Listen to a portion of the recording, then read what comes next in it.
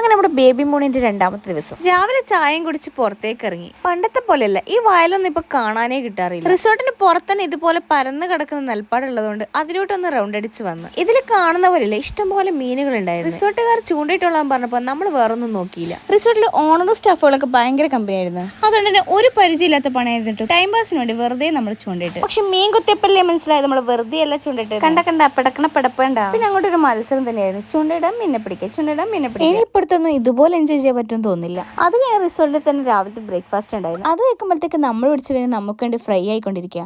അതിങ്ങനെ ഫ്രഷ് ആകുമ്പോഴത്തേക്ക് നമ്മൾ ചെക്ക് ഔട്ടിനുള്ള സമയമായിട്ടുണ്ട്. സത്യം പറഞ്ഞാൽ ഈ ഒരു ദിവസം പോയതേ അറിഞ്ഞില്ല. നമുക്ക് ഏറ്റവും കൂടുതൽ ഇഷ്ടമായത് ഇവരുടെ സർവീസ് തന്നെയായിരുന്നു. ബേബി കൊണ്ട് ഫസ്റ്റ് പാട്ട് കാണാത്തവർ അതും ഇട്ടൊന്ന് കാണാം. അപ്പൊ ഞാൻ ഇത്രയൊക്കെ പറഞ്ഞു ഏതാ റിസോർട്ട് എന്ന് ഞാൻ പറഞ്ഞില്ലല്ലോ. വയനാട് സുൽത്താൻ ബത്തേരി വടക്കനാട് ഒരു ഫോറസ്റ്റിനുള്ളിലാണ് ഈ റിസോർട്ട് സ്ഥിതി ചെയ്യുന്നത്. എക്സാക്ട് ലൊക്കേഷൻ പറഞ്ഞു തരാൻ എനിക്കറിയാത്തതുകൊണ്ട് നിങ്ങൾ ഗൂഗിളിൽ റെന്റേഴ്സ് വാസ് ജംഗിൾ റിസോർട്ട് എന്ന് അടിച്ചു നോക്കിയാൽ നമ്മൾ സ്റ്റേ ചെയ്തില്ല ഈ റിസോർട്ടിൽ നിങ്ങൾക്ക് വരാം. ഞാൻ ഇന്നലെ പറഞ്ഞ പോലെ തിരക്കുപിടിച്ച ജീവിതത്തിൽ എൻജോയ് ചെയ്യാനും റിലാക്സ് ചെയ്യാനും ഇതുപോലെ വന്ന് സ്റ്റേ ചെയ്യുന്നത് എന്തുകൊണ്ട് നന്നായിരിക്കും. പോരാത്തതിന് ബഡ്ജറ്റ് ഫ്രണ്ട്ലിയും കൂടിയാണ്. അങ്ങനെ നമ്മൾ വീണ്ടും നമ്മുടെ തിരക്കുപിടിച്ച ജീവിതത്തിലേക്ക് തിരിച്ചു പോവാണ്. പോകുന്നതൊക്കെ ചട്ടിച്ചോറും കൂടി കഴിച്ചപ്പോൾ റാഹത്തായി. അപ്പൊ ഇനി അടുത്ത വിശേഷമായി വീണ്ടും കാണാം. ബൈ.